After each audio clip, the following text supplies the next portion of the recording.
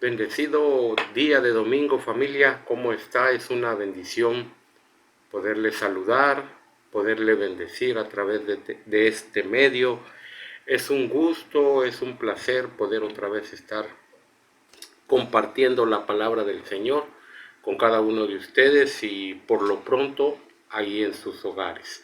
Reciban un fuerte abrazo y un cordial saludo de mi esposa, que estuvo estos domingos compartiendo unas palabras tremendas que Dios le daba. Entonces reciba un fuerte abrazo de ella, un saludo. Y este domingo, pues aquí estamos nuevamente para poderlos bendecir y para poderlos saludar a través de esta palabra. Es una bendición estar nuevamente. Quiero que por favor incline su rostro ahí donde está y me acompañe para presentarnos delante del Señor como familias allá en casa. Eterno y poderoso Dios de la gloria, estamos reunidos nuevamente, Señor, en un mismo espíritu. Estamos reunidos nuevamente, Señor, en una misma palabra, en una misma dirección, en la dirección de tu Espíritu Santo. Señor, que esta palabra fluya a través, Señor, de este medio y llegue a cada hogar y pueda bendecir cada necesidad, cada petición que hoy tienen cada uno de ellos para dirigirse a ti. En el poderoso nombre de Cristo Jesús. Amén y amén. Queremos compartirles este día ya de domingo, día del Señor, una palabra que creemos que va a ser de bendición a sus vidas, que creemos firmemente que va a ayudarle en estos días que estamos pasando, en estos momentos por los cuales estamos atravesando.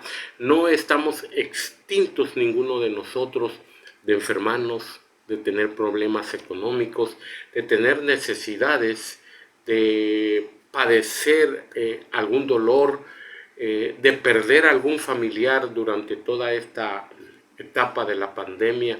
Y creemos sinceramente y de todo corazón que la oración, amada familia, es el sustento de la vida cristiana. No podemos despegar de nuestra vida diaria la oración. Es el sustento, es el alimento, es por el cual cada uno de nosotros puede conocer al Señor y escuchar la voz de Dios. Pero creo que en este proceso de oración, creo que en este tiempo de oración que tenemos tú y yo en casa, que buscamos en las madrugadas el rostro del Señor, que lo hacemos por las noches antes de dormirnos o que lo hacemos en la mañana antes de levantarnos, creo que poco hemos reparado en algo muy importante, que cada vez que tú y yo nos presentamos en oración o nos disponemos a orar, nos presentamos ante el trono de gracia y ahí sucede lo inexplicable. Dios nos mira con ojos de amor. Quisiera esta mañana hacerte reflexionar unos minutos en una pregunta y preguntarte qué imagen viene a tu mente cuando decimos o cuando leemos que Dios está sentado en el trono. ¿Cuál es la imagen que viene a tu mente? ¿Qué es lo primero que piensas? ¿En qué es lo primero que tu mente se dirige? ¿Qué es lo primero que tú piensas cuando decimos, cuando leemos en la Biblia, cuando escuchamos que Dios está sentado en un trono?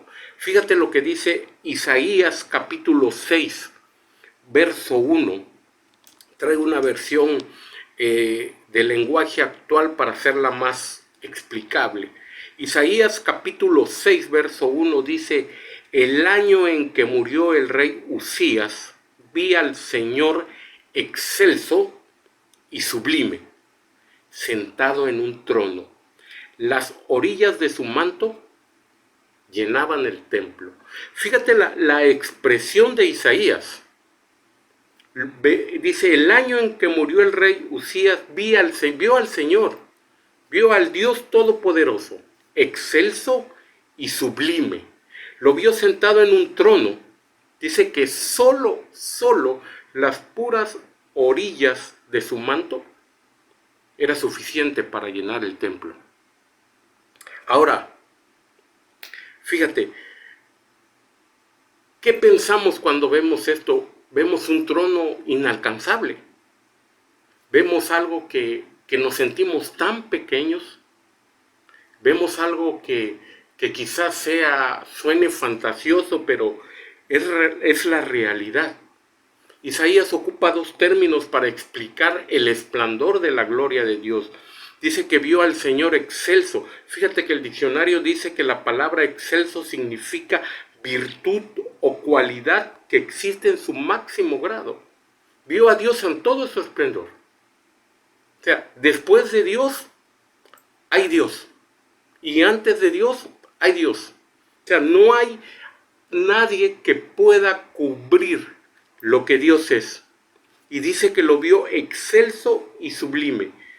El diccionario dice que la palabra sublime es extraordinariamente bello y que produce una gran emoción.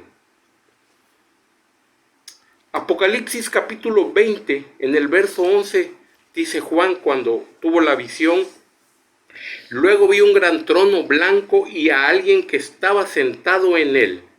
De su presencia huyeron la tierra y el cielo sin dejar rostro alguno. Fíjate, tanto Isaías como Juan, el significado de la visión que tienen al ver el trono de Dios.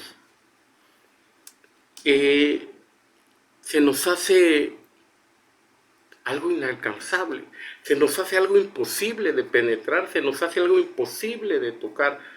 Pero déjame decirte que realmente en ese sitio es donde estamos tú y yo cuando oramos a Dios. No tenemos otro lugar. Cada que tú y yo oramos, nos acercamos al trono de gracia. Ahora déjame decirte algo. Estas explicaciones que la Biblia da acerca de la visión que tiene Isaías y acerca de la visión que tiene Juan en Apocalipsis, y describen el trono de gracia, no lo hacen, escúchame bien, no lo hacen con el detalle de describir cómo es el trono, lo hacen con la expresión de describir a quien está sentado ahí y lo que significa él para cada uno de nosotros. Entonces, cuando nosotros pudimos entender esto, nos cambió totalmente la mentalidad. Pudimos pensar en otra percepción que Dios tiene de cada uno de nosotros. La oración, escúchame bien, nos conduce directamente al trono de gracia. Es más, cuando oramos, nos presentamos delante del trono de gracia. Aparentemente y en contraste con los textos anteriores, escúchame bien, el autor del libro de los Hebreos en el capítulo 4, en el verso 16, nos pinta un trono totalmente distinto. Nos pinta un trono totalmente diferente. Además, le añade una expresión que para ti y para mí significan mucho. Él le dice el trono de gracia. Y en Hebreos capítulo 4, verso 16, dice de la siguiente manera: así que acerquémonos confiadamente al trono de gracia para recibir misericordia y hallar la gracia que más nos ayuda en el momento que más lo necesitamos. Fíjate qué hermosa expresión, fíjate qué maravillosa expresión y qué manera de poder entender en nuestra mente, en nuestra percepción espiritual y en nuestro corazón, realmente en dónde estamos ubicados como hijos de Dios. El autor de Hebreos explica maravillosamente. Así que acerquémonos confiadamente al trono de gracia para recibir la misericordia y hallar la gracia que más nos ayuda en todo momento en que la necesitemos. Comienza con un adverbio, así. Este adverbio, fíjate bien, dice el diccionario de la Real Academia de la Lengua Española, que nos indica un modo o manera. El autor de Hebreo nos está diciendo que cuál es el modo o cuál es la manera de presentarnos delante del trono, con confianza. Así que acerquémonos confiadamente. El adverbio así nos indica modo o manera. ¿Y cuál es el modo o cuál es la manera de que debemos presentarnos al trono de gracia cuando oramos? Con confianza, con fe. Dice, para recibir misericordia y hallar la gracia que más nos ayuda en el momento que más lo necesitamos. Cuando tú y yo nos presentamos delante de Dios, encontramos dos cosas. Misericordia. Dice el diccionario que la palabra misericordia es la inclinación natural a sentir compasión por los que sufren y ofrecerles ayuda inmediata. Ojo, misericordia es la naturaleza de alguien como el Padre, que su naturaleza es amar, ofrece ayuda al que la necesita. Dios no puede ver a nadie, a ninguno de sus hijos sufriendo. Pero acuérdate que hay un modo, hay una manera, confiadamente, con fe, en confianza. No podemos presentarnos delante del trono sin esto que es importante. Porque a veces oramos y cuando estamos orando sentimos paz. Pero nos retiramos del trono y las dudas, el dolor, las circunstancias nos vuelven a invadir y parece que no estuviéramos sentados en oración. Te repito, dos cosas encontramos. Número uno, misericordia, que es la inclinación natural al sentir compasión por los que sufren y ofrecerles ayuda. Dios nos ama, no le gusta verse sufrir y su compasión es tan grande que nos ofrece ayuda inmediata, que nos resuelve lo que más necesitamos. Y número dos, gracia. ¿Qué podemos hablar de la gracia, amada iglesia? ¿Qué podemos decir de la gracia, amada familia?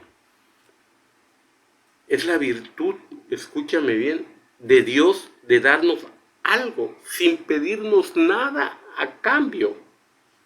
Y la gracia llega por fe y por la aceptación de que Cristo Jesús murió en la cruz del Calvario por ti y por mí.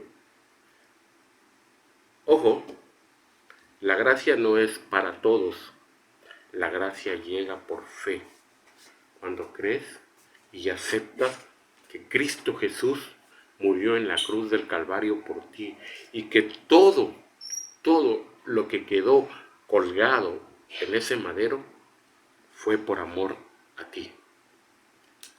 Este verso nos abrió el entendimiento, escúchame bien, de un trono donde proviene la misericordia y la ayuda cuando más la necesitamos. Esto nos hace amar y entender cuán grande es Dios. Es un Dios lleno de compasión, es un Dios lleno de poder. Lo único que se nos pide es acercarnos y confiadamente. Acérquense, dice el autor de Hebreos, en el capítulo 4, en el verso 16, acérquense confiadamente. O sea, ¿qué se nos pide? Acercarnos al trono de gracia. No dejar de hacerlo. De hecho, Santiago capítulo 4, verso 8 dice, acérquense a Dios y Él se acercará a ustedes. Si nosotros nos acercamos a Dios, Dios se acerca a nosotros. Por eso no dejemos de orar. Por eso no dejemos de acercarnos al trono de gracia. Por eso no dejemos de hacerlo con esa confianza que tú y yo tenemos en que cada una de nuestras peticiones, en que cada una de las cosas que pedimos en oración, Dios la escucha, nos provee y nos ayuda. Estamos viviendo tiempos difíciles. Yo sé que cada uno de nosotros, cada familia, tiene sus propios problemas. Cada familia tiene sus propias necesidades. Algunos quizás de trabajo, algunos quizás de enfermedad. Algunos estarán atravesando por un tremendo dolor por la pérdida de un familiar. Otros estarán pidiendo al Señor paz, armonía en el hogar. Pero solo una cosa, amada familia, se nos pide: que nos acerquemos a Él. Así que dice, acérquense. Santiago capítulo 4, verso 8, te lo vuelvo a repetir, dice, acérquense a Dios y entonces Dios se acercará a ustedes. Acerquémonos con confianza, acerquémonos al trono de gracia. Ahí vamos a encontrar misericordia y gracia que nos va a ayudar cuando más la necesitemos. El salmista escribe en el capítulo 40, y en el verso 17, exclama en una oración que le hacía al eterno Dios Todopoderoso, dice de la siguiente manera: y a mí, pobre y necesitado, ¿quiera el Señor tomarme en cuenta? Tú eres mi socorro y mi libertador. No te tardes, Dios mío. Esta era una oración de súplica, esta era una oración de necesidad, esta era una oración de alguien abatido, de alguien desesperado. Y la expresión no te tardes, Dios mío, era que urgentemente necesitaba ser escuchado por Dios. Pero a esta oración, escúchame bien, pero a esta oración que el salmista hacía le acompañaban frases de confianza y de fe como: tú eres mi socorro y mi libertador. O sea, el salmista era un hombre en necesidad, en medio de dolor, en medio de escasez, en medio de peligro de muerte, en medio de lo que tú te puedas imaginar. Tal es así que esa expresión, no te tardes, Dios mío, necesitaba urgentemente una respuesta del Señor. O sea, no era una cosa de dejar pasar días para que Dios le respondiera. Necesitaba urgentemente que Dios respondiera a su oración.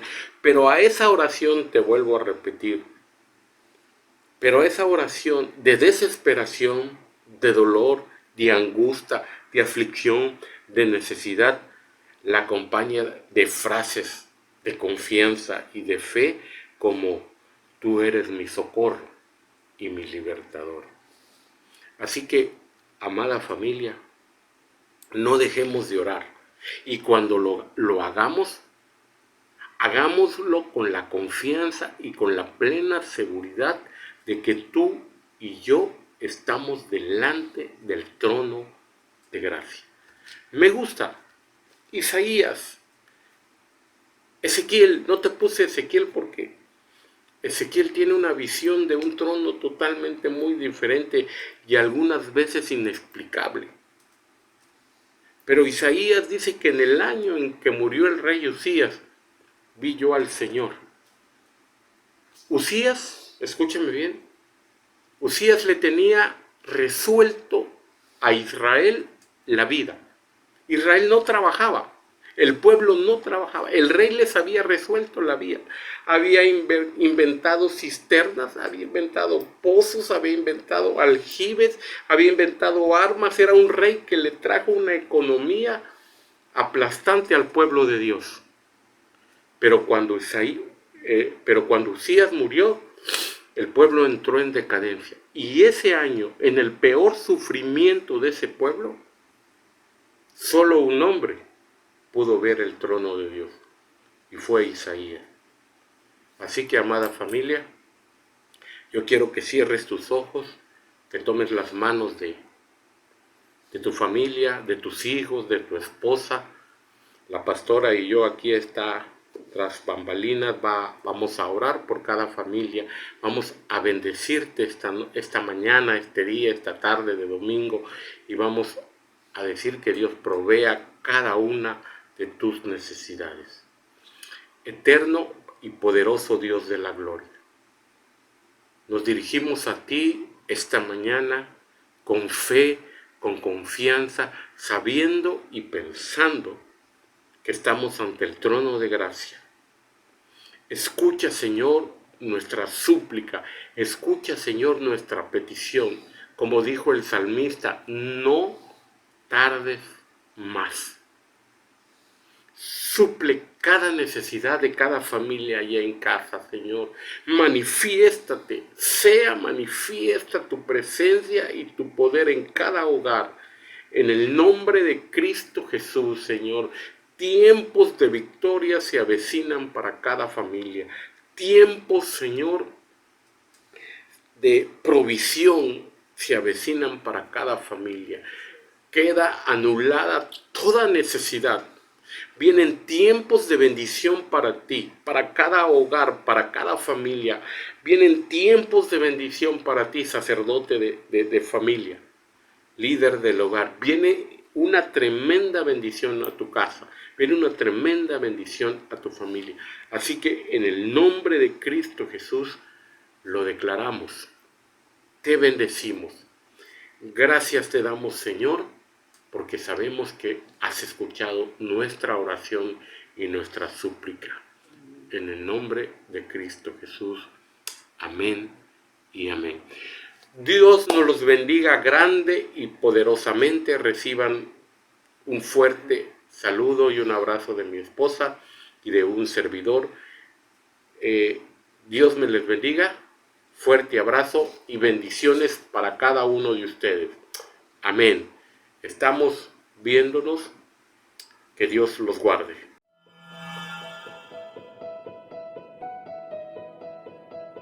Jamendo.com